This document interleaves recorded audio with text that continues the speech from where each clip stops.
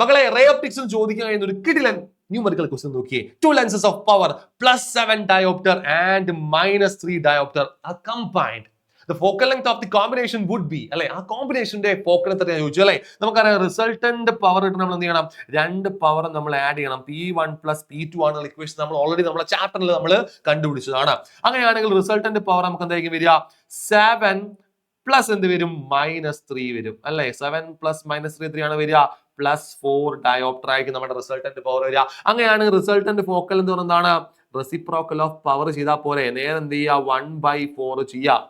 ഈ 1/4 നമുക്ക് കിട്ടുന്നത് എന്തായിരിക്കും, യെസ് നമ്മുടെ ഫോക്കൽ ലെങ്ത് ഇൻ മീറ്റർ ആയിരിക്കും. അതിനെ സെന്റിമീറ്ററിലാക്കാൻ നിങ്ങൾ എന്ത് ചെയ്യണം, 1/4 × 100 ചെയ്യുക. അപ്പൊ നമുക്ക് എന്ത് വരും, F = 100/4 എത്ര കിട്ടും നമുക്ക്, +25 സെന്റിമീറ്റർ കിട്ടും. So +25 centimetre. സോ നമ്മുടെ ഏതാണ് റൈറ്റ് ആൻസർ, ഇതാ അവിടെ നോക്കിയതാ ഓപ്ഷൻ ഡി, +25 സെന്റിമീറ്റർ ആണ് നമ്മുടെ റൈറ്റ് ആൻസർ.